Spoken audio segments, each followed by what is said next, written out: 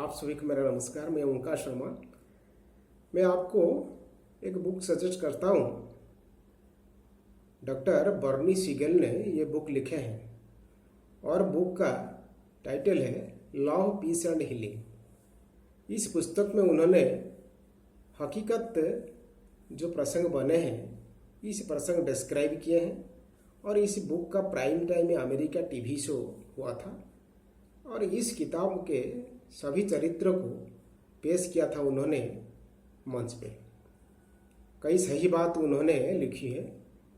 इसका 2 real example मैं आपके पास रखूँगा। कैलिफोर्निया लॉस एंजल्स में कोई एक 70-75 साल की एक लेडी थी, अकेले थी। इसके एक विचार आया कि मुझे कुछ समाज सेवा करनी चाहिए।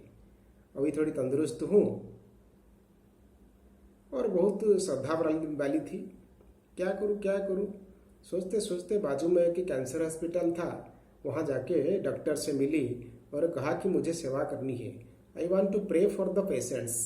70-75 साल में अकेले और कुछ नहीं कर सकती ज़्यादा, लेकिन प्रार्थना तो कर सकती हूँ। तो आप जो 4th स्टेज कैंसर वाले हैं उनके फोटोग्राफ्स मुझे दीजिए।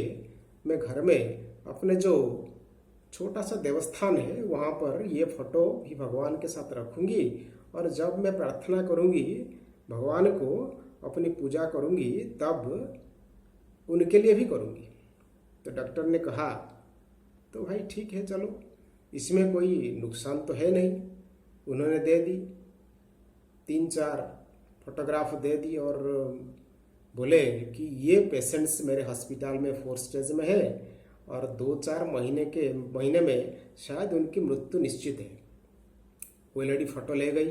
देवस्थान में पूजा के समय प्रार्थना में भगवान को बोलती थी, उनके छोटे बच्चे हैं, बीबी हैं, छोटी सी संसार, आप कृपा करके उनको रोग मुक्त करें, ऐसे प्रार्थना करती थी। और खुद डॉक्टर बन के सोचती थी मैं उनके शरीर में प्रवेश करती हूँ और उनके ढेर सारे जो कैंसर के जंक्स हैं वो एक ही जगह पे जमा हुए और मेरे हाथ में एक बहुत बड़ा पौधा है। मैं इसको लेके सब जंक्स को बाहर निकालती हूँ और अभी ये कैंसर मुक्त हो गया। जस्ट इमेजिनेशन, माइंड पावर कितना है मैं आपको बोलता हूँ। ये मैं कोई इमेजिनेशन की बात नहीं कर रहा हूँ। डॉक्टर बर्नी सीगल, पुस्तक का नाम है लव, पीस एंड हीलिंग। बहुत प्रसिद्ध पुस्तक है मेडिकल क्षेत्र में। तो 2 महीने के बाद वो वापस गई और ये 3 पेशेंट्स डिस्चार्ज में थे। पूछे क्यों भाई, क्या हुआ? बोले कैसा मिराकिल हो गया। लेकिन उन्होंने अभी लास्ट रिपोर्ट 2 बार निकाले हैं, कैंसर ही नहीं है उनको।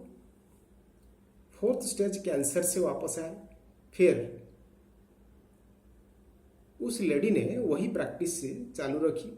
डॉक्टर बर्नी सीगल ने इसी पुस्तक में लिखे हैं कि ऐसे 36 से ज़्यादा कैंसर पेशेंट्स को सिर्फ प्रार्थना से उन्होंने नॉर्मल कर दिया। इतनी ताकत हमारे माइंड पावर में है, गॉड पावर में भी है। उन दोनों के कनेक्शन में भी इतनी ताकत है। तो दवाई भी दें, उनके साथ प्रार्थना भी जोड़ दें तो ये होती है, इतने अच्छी रिजल्ट्स आती है। ये लव, पीस एंड हीलिंग पुस्तक में लिखा है, बहुत अच्छी बात है। ये तो मैंने एक बात कही आपको, लेकिन ये सारे पेशेंट्स को प्राइम टाइम टीवी अमेरिका में पेश किया था उन्होंने और मिलियंस ऑफ व्यूअर्स ने ये सब देखा है। न्यूयॉर्क में एक व्यक्ति का हाथ गाड़ी के नीचे आ गया और पूरा क्रॉस हो गया। डॉक्टर्स ने बोले इसमें कोई सर्जरी पॉसिबल नहीं, इतना लूज हो गया था। तो डॉक्टर्स ने बोले या तो यहाँ से पूरा हाथ काट दो, नहीं तो जो करना है करो। सभी बड़े बड़े ऑर्थोपेडिक सर्जन ने यही सजेशन दिया। ये व्यक्ति ने कहा कि माइंड में बहुत पावर है, माइंड कंसंट्रेशन विथ गॉड, इसमें भी बहुत पावर है। अपने हाथ को टेबल के ऊपर में रख के यहाँ दवाई जो देते थे वो लेता था, इंजेक्शन भी ले रहा था, लेकिन वो इमेजिनेशन भी कर रहा था शाम को कि God is coming to my house and then he started operation my hand.